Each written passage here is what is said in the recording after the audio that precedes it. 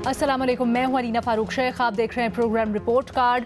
साबिक वज़ीर आज़म नवाज शरीफ जब वतन वापस आए तो उनको बहुत से कानूनी मामलात का सामना और नेचुरली उनको 24 अक्टूबर तक जो ज़मानत मिली थी, हिफाजती ज़मानत, उसके लिए उनको आज पेश होना था। और आज जब वो पेश हुए तो न सिर्फ ज़मानत के लिए बल्कि उन्होंने एक और दरख्वास्त की इस्लामाबाद हाई कोर्ट से कि एवन फील्ड रेफरेंस जिसमें 10 साल कैद की सज़ा उनको हुई हुई है, अल अज़ीज़िया रेफरेंस जिसमें 7 साल कैद और जुर्माने की उनको सज़ा हुई हुई है, उसके ऊपर जो अपील्स हैं दोनों केसेस में वो बहाल की जाए, अपील्स को सुना जाए। ये दरख्वास्त की गई नवाज शरीफ की तरफ से। इस केस को जब टेकअप किया गया आज, तो इसमें जो नैब ने अपना मौक़िफ़ पेश किया इंतहाई दिलचस्प और इंतहाई हैरान कुन। वैसे तो नवाज शरीफ साहब ने अदालत के सामने सरेंडर करना था, लेकिन आज नैब ने जो मौक़िफ़ अपनाया उससे ऐसा मालूम होता है कि शायद नैब ने सरेंडर कर दिया है नवाज शरीफ के केस में अदालत के सामने। हुआ कुछ यूँ कि अदालत ने नैब से पूछा कि क्या नैब को नवाज शरीफ की हिफाजती ज़मानत में तौसीह पर कोई एतराज़ है? क्या आप नवाज शरीफ को गिरफ्तार करना चाहते हैं? नैब के प्रोसिक्यूटर जनरल ने जवाब दिया कि नहीं, हमें ज़मानत पे कोई एतराज़ नहीं है, हम नवाज शरीफ को गिरफ्तार नहीं करना चाहते। तो अदालत ने पूछा, अब आप अदालत का मज़ीद वक्त क्यों ज़ाया करना चाहते हैं? जब नैब को कोई एतराज़ ही नहीं है तो हम फैसला क्यों ना सुना दें? अदालत ने यह भी कहा कि प्रोसिक्यूटर साहब, जो आवाम का वक्त ज़ाया हुआ उसके बारे में भी आपसे पूछा जाएगा। ये कहते हुए अदालत ने 26 तारीख के लिए नोटिस जारी कर दिया नैब को कि आप पूछ के आएँ चेयरमैन नैब से कि इस मामले को आगे किस तरह से लेके चलना है और क्या मौक़िफ़ है फाइनली, ताकि उस हिसाब से आगे चले। और इसके साथ साथ प्रोटेक्टिव बेल में भी तौसीह हो गई है नवाज शरीफ की 26 तारीख तक। जमा खातिर ये भी कि आज निगरां हुकूमत पंजाब ने अल अज़ीज़िया रेफरेंस में, अल अज़ीज़िया केस में जिसमें 7 साल कैद की सज़ा है और बैरून मुल्क जाने से पहले सज़ा काट भी रहे थे नवाज शरीफ, की सज़ा को मुअत्तल कर दिया है। क्रिमिनल प्रोसीजर कोड यानी CRPC की शेक 401 के मुताबिक ये इस्तेहकाक होता है हुकूमत का कि वो चाहे तो किसी कैदी की सज़ा को मुअत्तल कर सकती है। तो इसी इख्तियार को इस्तेमाल करते हुए नवाज शरीफ की सज़ा मुअत्तल की गई है। लेकिन इसके ऊपर भी बहुत से सवालात खड़े हो रहे हैं। अपने तज्ज़ियाकारों के सामने ये तमाम तर सवालात रखेंगे। बुनियादी सवाल ज़रा नैब के रवैये के ऊपर कि ये जो सारा का सारा मामला हुआ है और नैब का मौक़िफ़ जो आज सामने आया है, क्या ये दुरुस्त है? हाँ या नहीं के ऑप्शंस हमें ज्वाइन कर रहे हैं इरशाद भट्टी साहब, फ़खर दुरानी साहब, सुहेल वड़ायत साहब और एजाज सैयद साहब भी स्काइप के थ्रू हमारे साथ मौजूद हैं। सुहेल वड़ायत साहब, गुफ्तगू का आगाज़ आपसे करना चाहूँगी।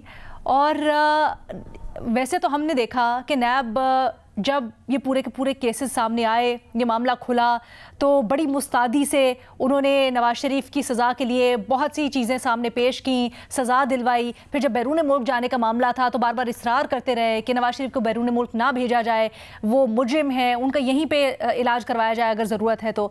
लेकिन अब वापसी पे यकसर मुख्तलिफ मौक़िफ़, क्या आपके लिए भी ये हैरान कुन है या फिर आपको लगता है वापसी पे यही होना था? ये क्या पैगाम है? देखिए, जब मियां नवाज शरीफ की वापसी हुई तो साफ नजर आ रहा था, मैंने ये अपने कॉलम में भी लिखा था कि ये चीजें तय हुई होंगी तो वापस आए होंगे। वैसे उनके वापस आने का इस तरह से इम्कान नहीं था।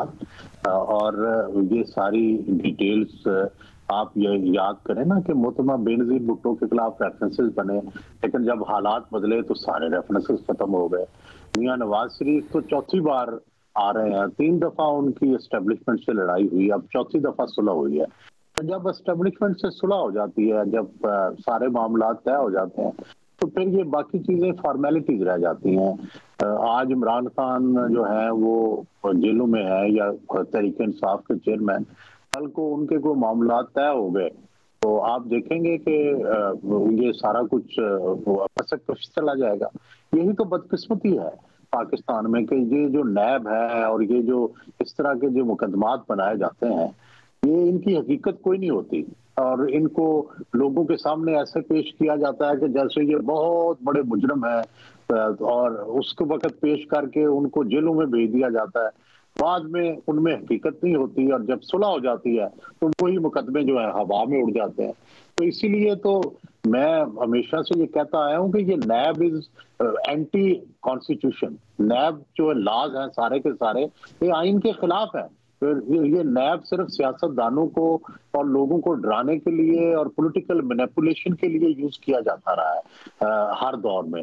तो इसको मेरा तो ख्याल है पैकअप कर देना चाहिए। जो नॉर्मल लॉज हैं, जिस तरह फौजी अदालतें जो है वो नहीं चलनी चाहिए, इसी तरह ये नैब लॉज भी नहीं चलने चाहिए। जो कॉन्स्टिट्यूशन में हर शहरी को हक दिया गया है वही हकूक हासिल होने चाहिए। ये मखसूस लॉज बना के दरअसल किसी की टांग खींचना मकसद होता है या किसी को डराना मकसद होता है। तो भाई अगर जो कॉन्स्टिट्यूशन में तहफ़्फ़ुज़ात लोगों को दिए गए हैं उन्हीं के तहत सारा कुछ होना चाहिए। तो बुनियादी बात यह है कि जो कुछ मियां नवाज शरीफ के साथ हो रहा है, तो आप ये सोचे ना कि 2018 का इलेक्शन क्या था, क्या उस वक्त एस्टेब्लिशमेंट ने इमरान खान की हिमायत नहीं की थी? नवाज शरीफ जेल में थे और सारे जो नून के कैंडिडेट थे इनको डराया जा रहा था, धमकाया जा रहा था। वो इलेक्शन ऐसे हुआ था। अब वही रिपीट हो रहा है पीटीआई के साथ। मेरा ख्याल है उस वक्त भी गलत था और आज भी गलत है। मेरी जाती राय बतौर तालिब इल्म तो यही है। बट सर, एक मौक़िफ़ रहा है जो नवाज शरीफ के सारे केसेस हैं उसके ऊपर, खासकर नून लीग का, और एक मखसूस राय रखने वालों का भी, कि ये जो नवाज शरीफ को सज़ाएं हुई थी वो गलत तरीके से हुई, जो उसमें जिस तरह से सारा ट्रायल हुआ वो भी गलत तरीके से हुआ।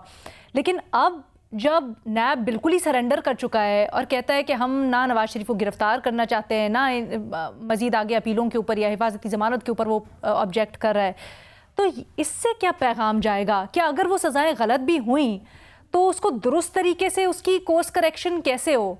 क्या ये मुमकिन भी है? देखिए लीना, बिल्कुल साफ वाज़ेह है कि वो जो नवाज शरीफ की नाअहली थी ना, वो सरासर तअस्सुब और नफरत पर मबनी थी। उस वक्त की एस्टेब्लिशमेंट के चंद बड़े जो थे और जो हमारी बदकिस्मती से अदलिया के चंद जो बड़े थे, इनका आपस में इत्तेहाद था और ये तय कर चुके थे कि इस प्राइम मिनिस्टर को हमने नहीं रहने दिया। पहले उसको कहते रहे, प्राइम मिनिस्टर को पैगाम भेजते रहे कि आप रिजाइन कर दें, ठीक है, और वजारत उज़्मा छोड़कर आए तो हम आपको छोड़ देंगे। जब वो ना माना तो फिर उसको नायल कर दिया और जितने इल्जामात थे बुनियादी तौर पर उन सब से तो बरी कर दिया, लेकिन एक कामा में पकड़ के जो है वो कर दिया। आईएसआई ने बैठ के सारा केस बनाया, जेटीआई या जेआईटी जो भी थी वो एक टोटली एस्टेब्लिशमेंट की और चंद जजों की मिली भगत थी। तो ये एक फ्रॉड था टोटली, एक प्राइम मिनिस्टर को, इलेक्टेड प्राइम मिनिस्टर को फंसाने के लिए। मैं तो देखो, मेरी तो राय यह है कि इलेक्टेड प्राइम मिनिस्टर को आप तौहीन अदालत के जरिए या सुप्रीम कोर्ट के जजों के जरिए आप हटा ही नहीं सकते। आइन में ये लिखा ही नहीं हुआ। आइन में जजों को हटाने का तरीका है आर्टिकल 209, उसको तो उन्होंने रिडंडेंट कर दिया है। उससे के जरिए तो जज हटाया नहीं जा सकता। और उन्होंने बेचारों ने 18(2) भी हटाई, उन्होंने असेंबलियों की डिसोल्यूशन को 58(2) भी हटाई, तो उन्होंने अब अदलिया के जरिए उन्हें भेजना शुरू कर दिया। तो ये तो एक चोर दरवाजा है वजीर आजम को घर भेजने का, जिसको बंद होना चाहिए। ये नैब लाज बंद होने चाहिए, पॉलिटिकल सिस्टम चलना चाहिए। जो वजीर आजम आए उसका टेन्योर पूरा होना चाहिए। ये धरने, ये लॉन्ग मार्च, ये बंद होने चाहिए, तभी जमहूरियत चलेगी। सही, लेकिन ग्रैंड सवाल ये भी होता है, ग्रेटर सवाल ये भी होता है कि जिस तरह से सजाएं हुई हैं हम उसके ऊपर सवाल तो उठा रहे हैं, लेकिन क्या जिस तरह अब नैब का रवैया है इससे ये तासुर नहीं जाएगा कि कोई अंडरस्टैंडिंग इसके नतीजे में नैब बैकआउट की है और जो मेरिट्स और डीमेरिट्स हैं केस के वो तो हम कर नहीं पाएंगे। इसको हम सेकंड राउंड में एड्रेस करते हैं। इरशाद भट्टी साहब, नैब के ये जो रवैया है इसकी वजह क्या देख रहे हैं आप? मैडम शेख, सवाल पे आने से पहले कि जो कल था, मतलब जो 2018 में था, फ्रॉड नहीं था और केसों की हकीकत थी, केसों की हकीकत होती है। चोर दरवाजे एक की मेरे भाई ने, बड़े भाई ने और मोहतरम ने निशानदेही की, और भी बड़े चोर दरवाजे हैं जो खुल जाते हैं और फिर इन केसों की हकीकत नहीं रहती और वाकई फिर ये फ्रॉड लगते हैं, हालांकि ये फ्रॉड नहीं होते। सवाल पे आते हैं मैडम शेख कि सवाल ये भी है कि क्या नैब का रवैया दुरुस्त है? सवाल और भी हैं, क्या अदालतों का रवैया दुरुस्त है? क्या वफाकी हुकूमत का रवैया दुरुस्त है? क्या पंजाब हुकूमत का रवैया दुरुस्त है? क्या पंजाब काबीना का रवैया दुरुस्त है? वीडियो लिंक पर सज़ा मुअत्तली। क्या इंतज़ामिया का रवैया दुरुस्त है? क्या पुलिस का रवैया दुरुस्त है? क्या उस अमले का रवैया दुरुस्त था जो बायोमेट्रिक और दस्तखत करवाने इस्लामाबाद एयरपोर्ट पर पहुंच गया था? मैडम शेख, मुझे याद आ गया, हाय मैडम शेख, याद आ गया कुछ अर्सा पहले जस्टिस बंदयाल ने गुड टू सी यू कहा था इमरान खान को, और ज़मीन और आसमान एक हो गए थे, ज़मीन और आसमान सर पर उठा लिए गए थे। मैं पूछना चाहता हूं, इतना सन्नाटा क्यों है भाई? हीथ्रो एयरपोर्ट पर बरतानिया में पाकिस्तानी हाई कमिश्नर ने गुड टू सी यू कहा, उस वक्त जब अभी आईनी और कानूनी तौर पर मफरूर और मुजरम थे। सऊदी अरब यूएई में पाकिस्तानी सफारत खानों ने गुड टू सी यू कहा, इस्लामाबाद एयरपोर्ट पर गुड टू सी यू कहा गया, लाहौर एयरपोर्ट पर गुड टू सी यू कहा गया, शाही किला के सब्जाजार में गुड टू सी यू कहा गया, वफाकी हुकूमत ने गुड टू सी यू कहा, पंजाब हुकूमत ने गुड टू सी यू कहा, इंतज़ामिया ने गुड टू सी यू कहा, पुलिस ने गुड टू सी यू कहा, अदालतों ने गुड टू सी यू कहा, और नैब ने गुड टू सी यू कहा। मैडम शेख, आप पता चला आफ्ताब सुल्तान क्यों छोड़ गए थे नैब? आफ्ताब सुल्तान ये कहकर क्यों नैब छोड़ गए थे कि ना मैं किसी के कहने पर केस बना सकता हूँ, ना मैं किसी के कहने पर केस बंद कर सकता हूँ। मैडम शेख, नैब भी बदल चुका, वक्त भी बदल चुका, ये पुराना नैब नहीं है, ना पुराना वक्त है।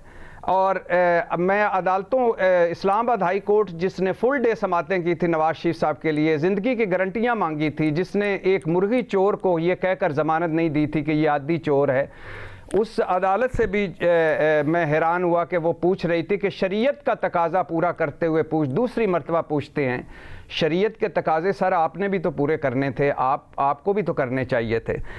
मैडम शेख, सिर्फ नैब के रवैये पे बात ना करें, यहाँ पूरे का आवे ही बिगड़ जाता है चंद सालों बाद। और सिर्फ नैब ने नहीं, आपने खूबसूरत लफ्ज़ सरेंडर इस्तेमाल किया, नैब ने ही नहीं, ये इस पूरे निज़ाम ने सरेंडर कर दिया है।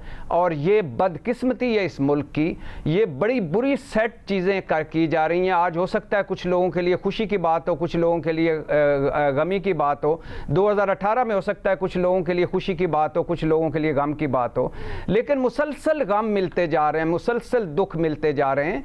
ये आगे चलकर आपका ये किस तरफ जा रहे हैं आप, ये मेरे से बेहतर सारे जानते हैं और सबको पता है कि हम किस तरफ जा रहे हैं। ये ना करें, इस मुल्क के साथ खिलवाड़ मेरे ख्याल है हमारे पैनल पे मौजूद ऐसे भी लोग हैं जो 2018 में भी इसके खिलाफ बोलते थे और अब भी इसके खिलाफ बोल रहे हैं, लेकिन सवाल ये है कि वजह क्या है, असल वो रूट कॉज क्या है जिसकी वजह से सब कुछ हो रहा है तब भी और अब भी? वो सोहेल साहब ने बता दिया है, वो सोहेल साहब ने बता दिया। आप भी बताइए ना, मैं आपकी भी राय जानना चाहती हूँ।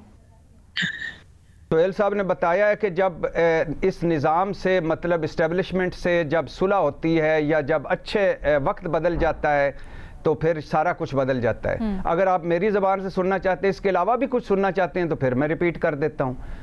तो यही है सारा कुछ, यही निज़ाम है। लेकिन इस निज़ाम में ये नहीं कहना चाहिए कि आज हो सकता है कुछ केसेस फ्रॉड हों, लेकिन आज भी बहुत सारे केसेस सही हैं। 2018 में कुछ केसेस हो सकता है फ्रॉड हों, लेकिन सारे केसेस फ्रॉड नहीं हो सकते। 3 जजेस गए थे अकामा पे, 2 जजेस एवनफील्ड फ्लैट्स पे भी गए थे जिसकी मनी ट्रेल नहीं मिल सकी। बाकी सारा कुछ हमारे सामने है, तो करते रहें जिस तरह आप करना चाहते हैं। ये आपका भी मुल्क है, हमारा भी मुल्क है। ये हम बात कर रहे हैं फ़खर भट्टी साहब, तो फिर कैसे मुमकिन हो, हमारे सामने भी तो आना चाहिए ना वो वॉल्यूम 10, वो नैब की पेशियां, इतनी पूरा दिन समात, गुड केसेस और बैड केसेस, नैब क्यों स्टैंड नहीं ले रहा? कम से कम जो वो केसेस थे जिनमें सब्सटेंस है उसके ऊपर तो स्टैंड ले।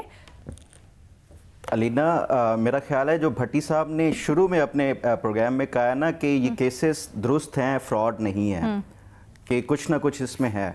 मैं जब ये 2018-17 में ये केसेस बनाए गए थे, उस टाइम से इसको क्लोजली फॉलो कर रहा था, और ये तमाम तर जितनी भी JIT की फाइंडिंग्स थी, उनकी भी जो तहकीकात थी, और उसके बाद जो फिर अकाउंटेबिलिटी कोर्ट में जो पूरी समात होती रही, 165 जो है इसकी समातें हुई 2017 से 2018 के दरमियान, ये जो जज अरशद की अदालत में इसमें अल अजीज़िया केस में।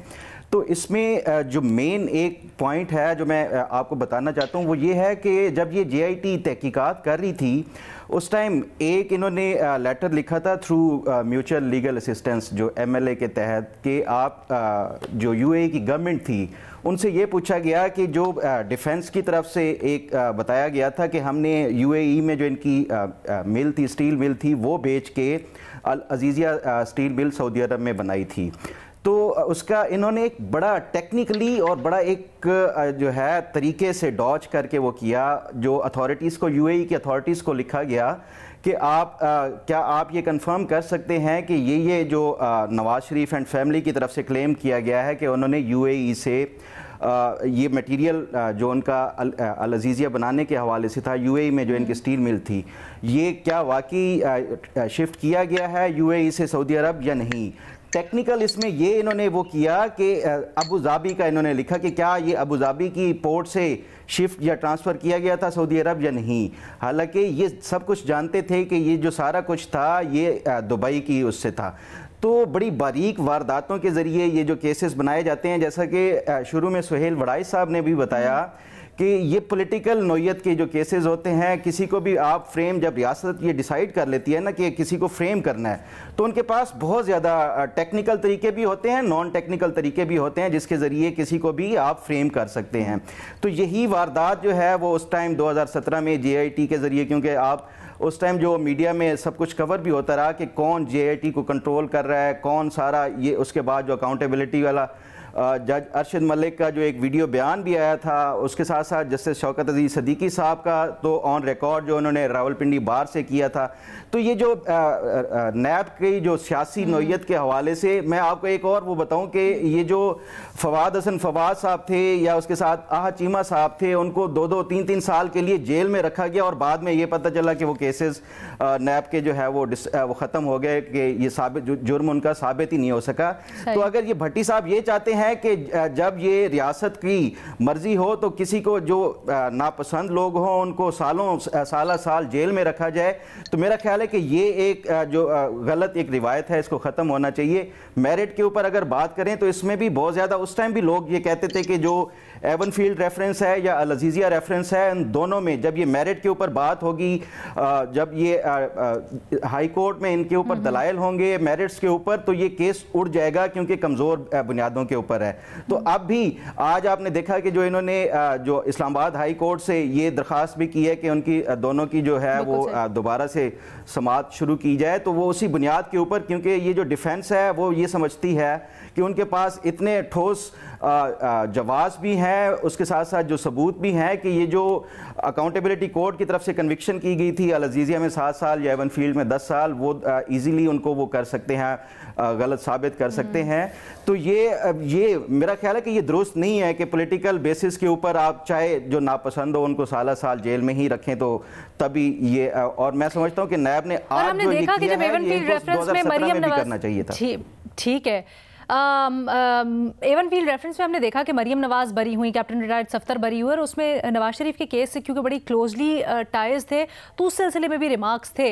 बट एजाज, अगर आज जब ये तासुर कायम हो रहा है कि एक अंडरस्टैंडिंग हुई है और इसकी ज़रिए वापसी हुई है और फिर नवाज शरीफ साहब को शायद कहीं ना कहीं फैसिलिटेट करने का प्लान है, इस तासुर के अंदर जब नैब बैकआउट करेगा तो उसके क्या असरात होंगे? क्या वो फैसला हक में आए या मुखालफत सियासी तौर पर प्ले आउट करेगा नवाज शरीफ के हक में?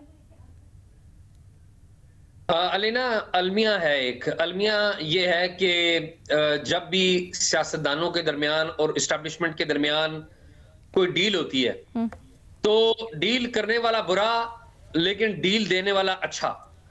जब इस्टेब्लिशमेंट की और सियासतदानों की लड़ाई हो जाती है तो हम सियासतदान को मुर्दे इल्जाम ठहराते हैं और लड़ाई करने वाले को या रूल्स की वायलेशन करने वाले को या जमहूरी असूलों को मानने ना वालों को या नैब के जरिए पीछे बैठ के मुकदमात बनाने वालों के बारे में नाम नहीं लेते, हम उस सियासतदान को बुरा कहते हैं। इस साइकिल में नवाज शरीफ भी आए हैं, इस साइकिल में आसफ अली जरदारी भी आए हैं, इस साइकिल में आजकल एक और साहब इमरान खान भी हैं, और ये बड़ा अनफॉर्चुनेट है।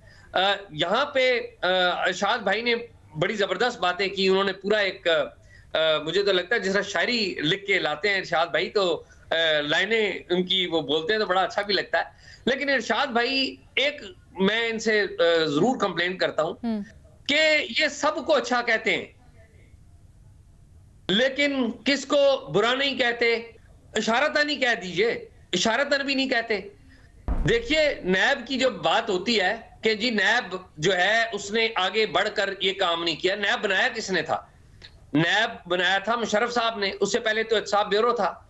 और आपको याद हो कि इस नैब के कानून में NAO 1999 में 2 चीजें लिखी हुई हैं, कानून में लिखी हुई हैं कि आप अदलिया के ऊपर और आप मिलिट्री इस्टेब्लिशमेंट के ऊपर केसेस नहीं बना सकते। लेकिन आप अलमिया देखिए कि आज इसका जो सरबराह है एक रिटायर्ड जनरल है, इससे पहले जो बैठे हुए थे सरबराह वो पुलिस वाले थे जो रिटायर हो गए, जिन्होंने खुद इस्तीफा दे दिया क्योंकि वो उन्हें सिस्टम चलने नहीं दे रहा था। और उससे पहले जो सबसे लंबा अरसा बैठे वो एक जज थे, यानी कि जो जज साहिबान है और रिटायर्ड जर्नल साहिबान है वो इसको हेड करते हैं। एहतसाब कर रहे हैं तो सिर्फ सियासतदानों का करना है और किसी का एहतसाब नहीं करना। आज नैब कहती है कि जी हमें तो नवाज शरीफ साहब को गिरफ्तार नहीं करना। क्या नैब ने आगे बढ़ के ये बताया कि उस वक्त का केस इन्होंने ठीक बनाया था या गलत बनाया था? नहीं बताया। क्या ये बताएंगे? ये नहीं बताएंगे। और आप अलमिया देखिए कि जो केस इस वक्त बने या उस वक्त बने वो सारी दुनिया जानती थी कि वो केसेस कौन बना रहे। आज यानी कि जब वो मिलिट्री उस वक्त की जो एस्टैब्लिशमेंट के जो लोग थे, मोरे थे, रिटायर हो गए, आज नाम किसका लिया जाता है? यानी कि टेलीविजन स्क्रीन के ऊपर बैठ के जनरल फैज का नाम लिया जाता है, जनरल बाजवा का नाम लिया जाता है। लेकिन जब वो पावर में थे किसी ने नाम लेने की जुर्रत नहीं की। हमारे बहुत सारे जर्नलिस्ट भी, हमारे इंटेलेक्चुअल भी वो आते हैं और वो आके बताते हैं कि जनरल बाजवा ये कह रहे थे, जनरल फैज ये कह रहे थे, लेकिन आज हम बता रहे हैं क्योंकि अब वो रिटायर हो चुके हैं। तो बात यह है कि सच्ची बात यह है कि हम लोग भी डिसऑनेस्टी का मुजाहरा करते हैं। ठीक है, मुझे पता है कि मीडिया के ऊपर भी बड़े प्रॉब्लम्स हैं, बिल्कुल प्रॉब्लम्स हैं, लेकिन कम से कम हमें बात फेयर जरूर करनी चाहिए। जिन लोगों ने उस वक्त किया था, क्या आज वो लोग ये आके सामने मानने के लिए तैयार हैं कि हमने गलत किया था? चले वो नहीं आते, लेकिन जिन इदारों ने किया है यानी कि नैब, क्या आज वो ये सामने आके मानने के लिए तैयार है कि हमने गलत किया है? अच्छा, वो भी तैयार नहीं। Now this is very interesting. This is very interesting because आज अदालत ने भी ये कहा है कि जो अवाम का वक्त ज़ाया हुआ उसका हिसाब लिया जाएगा। कौन लेगा हिसाब, कैसे लिया जाए हिसाब, ये भी ज़रा ब्रेक के बाद डिस्कस करते हैं। निगरान हुकूमत ने जो आज सज़ा मुअत्तल की है नवाज शरीफ की, उसको भी डिस्कस करते हैं। और आई अंडरस्टैंड भट्टी साहब जवाब देना चाहते हैं कुछ, एक ब्रेक के बाद।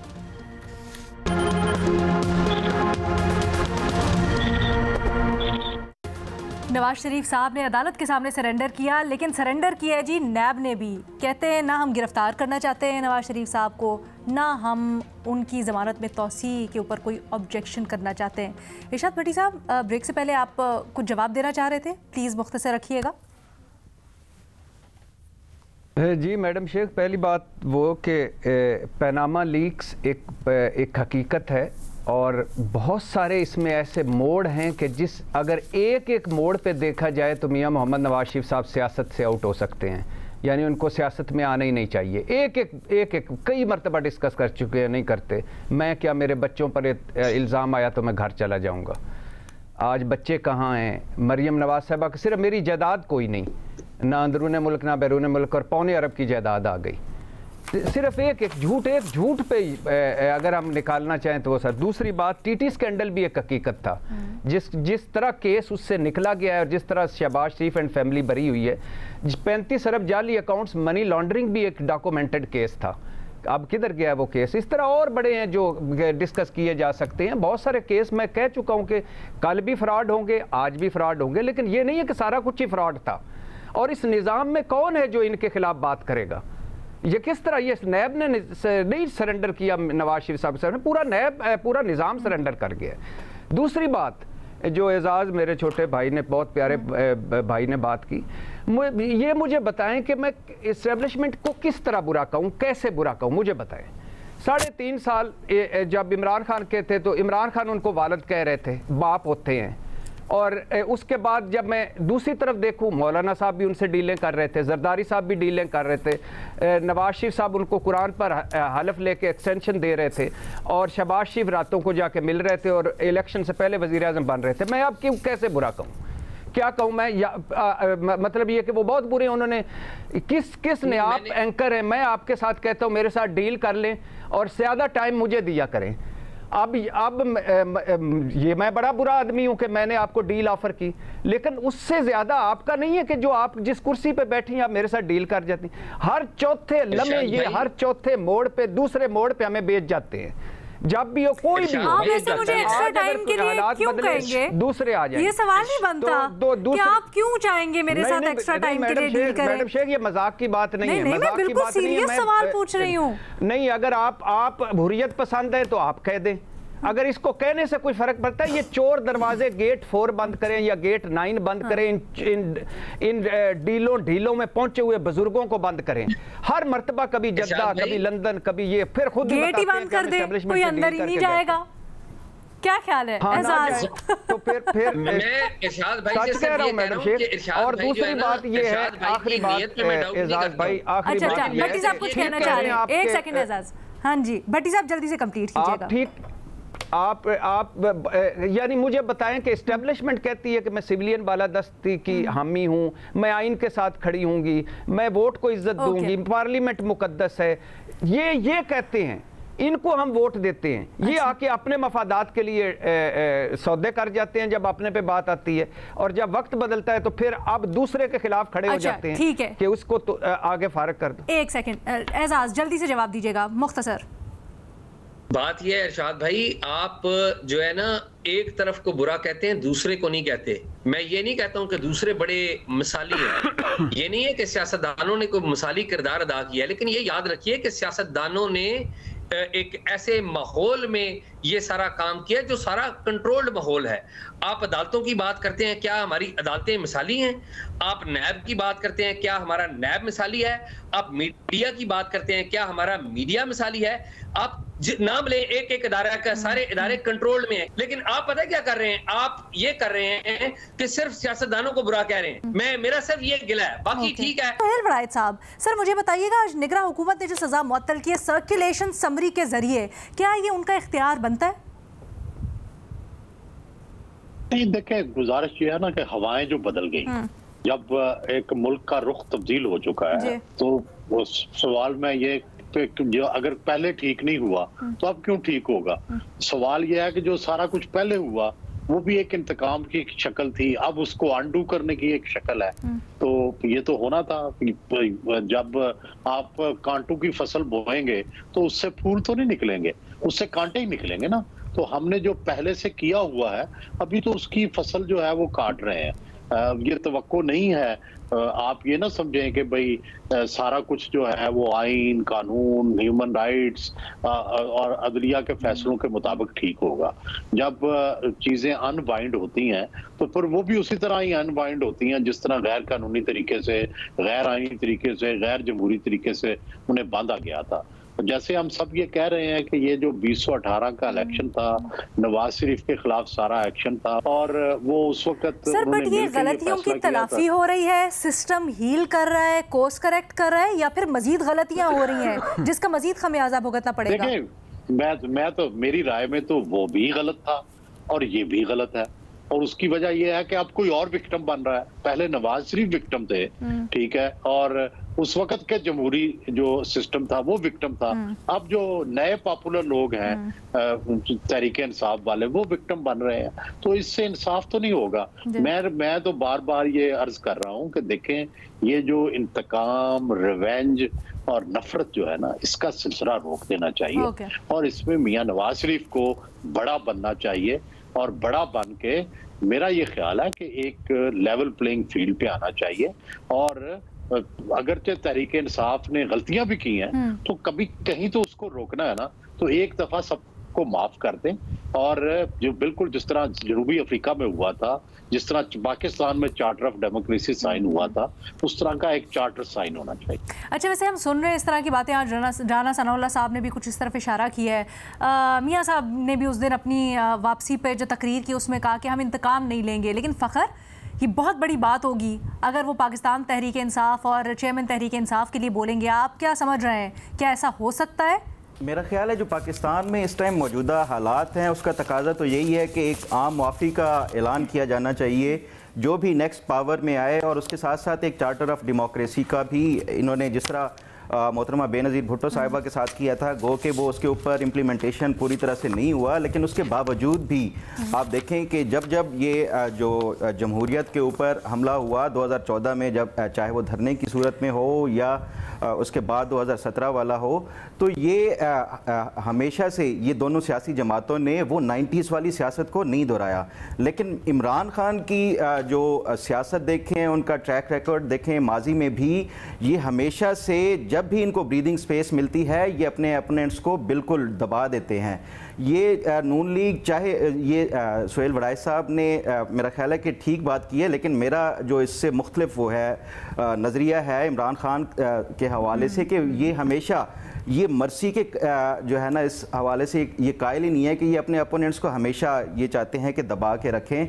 ये नून लीग आए हुकूमत में या कोई भी सियासी जमात आए, ये सोचना चाहिए इनको पहले इमरान खान के साथ हाथ बढ़ाने से पहले कि क्या आपने देखा 2013 में जब इमरान खान का जब वो गिरे स्टेज से, उसके बाद नवाज शरीफ ने एक गुडविल जेस्चर के तौर पे ये गए उनके हॉस्पिटल में, उनकी अयादत भी की, लेकिन उसके बाद जैसे ही इमरान खान ठीक हुए उन्होंने टारगेट नंबर 1 ही हमेशा से ये उसी को बनाया। ये इमरान खान की जो शुरू से अगर आप सियासत को फॉलो करें तो ये इस चीज़ के कायल नहीं है, क्योंकि उनकी सियासत ही इसी के ऊपर कायम है और जो हमेशा से वो करते हैं। मैं एग्री नहीं करता कि ये आप बिल्कुल खुलकर, अगर आपकी राय मुख्तलिफ भी है आप उसको खुल के इजहार कर सकते हैं। हम सुहेल साहब के पास वापस जाएंगे, सुहेल साहब से पूछेंगे, फिर आप उसका बिल्कुल जवाब दीजिएगा। सुहेल साहब जी, देखिए गुजारिश समझते हैं कि क्योंकि इमरान खान साहब पहले भी कभी रेसिप्रोकेट नहीं किया था और जहां गुंजाइश मिलती है वहां अच्छाई का जो जवाब होता है वो अच्छाई से नहीं बल्कि और सख्ती से देते हैं, तो इस वक्त नहीं ऐसे करना चाहिए। जी, गुजारिश ये है कि जब नवाज शरीफ साहब सियासत में आए हैं ना, फखर साहब को शायद याद हो या ना याद हो, उस वक्त भी यही कहा जाता था कि नवाज शरीफ की सियासत ये है कि वो दूसरों के खिलाफ जो है वो महाज खड़ा करें, और मोहतरमा बेनज़ीर भुट्टो और पीपल्स पार्टी के खिलाफ उन्होंने महाज खड़ा किए रखा। लेकिन जब वो खुद ट्रबल में आना शुरू हुए तो उसके बाद उन्हें ये एहसास हुआ कि चार्टर ऑफ डेमोक्रेसी होना चाहिए। तो अभी इमरान खान भी पहली दफा, पहले तो वो एस्टेब्लिशमेंट के लाडले थे सालों तक, अब वो खुद भी इस क्राइसिस का शिकार है। और मैं देखता हूं कि पीटीआई के जो फॉलोअर्स हैं उनको भी ये एहसास हो रहा है कि हम तो दरअसल सियासी जमात है, लेकिन हम जो थे सियासत की मुखालफत कर रहे थे, तो ये सेल्फ कंट्राडिक्टरी था। तो मेरा ख्याल है कि कहीं ना कहीं इमरान खान को भी ये एहसास जरूर होगा कि वो गलती करते रहे हैं, सियासी जमातों से मुज़ाकरात ना करके, उनके साथ ना बैठकर, और अपनी सारी जो है उन्होंने अपनी उम्मीदें एस्टेब्लिशमेंट से वाबस्ता कर रही।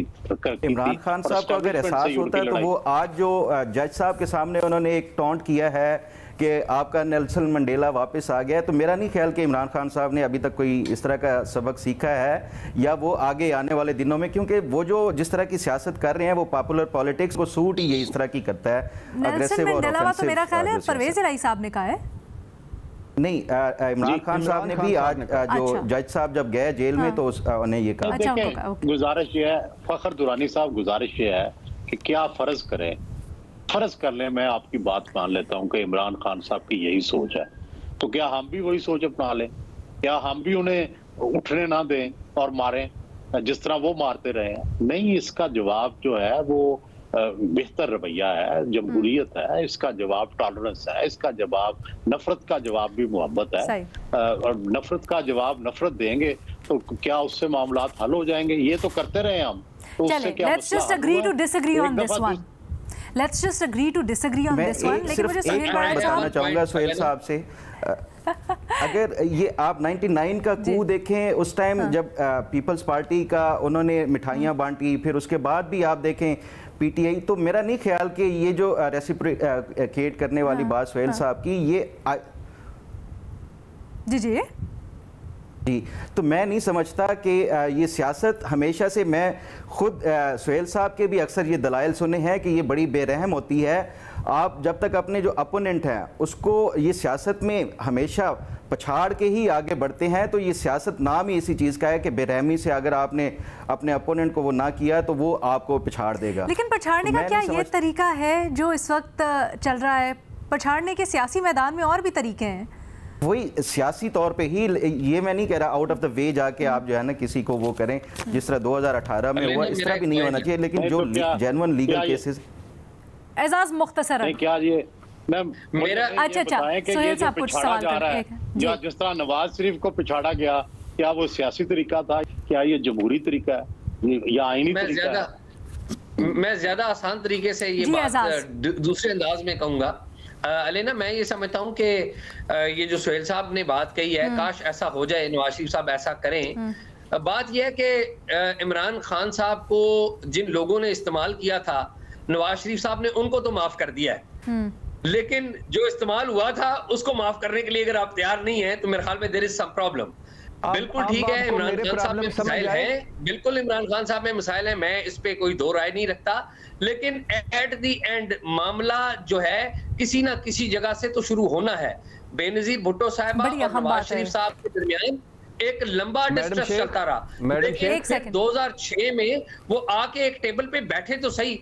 आप इमरान खान की बात करते हैं, इमरान खान को नवाज शरीफ साहब की माफी नहीं चाहिए, माफी उन्हें किसी और जगह से चाहिए। लेकिन अगर नवाज शरीफ में माफी देते हैं, अपनी तरफ से देते हैं, तो ये उनका बड़ापन हो। ठीक है भट्टी साहब, बिल्कुल मुख्तसर एक जुमला, एक ही जुमला। एजाज ने बड़ी खूबसूरत बात की कि नवाज शरीफ साहब ने उनको माफ कर दिया है जो जिन्होंने इमरान खान को इस्तेमाल किया।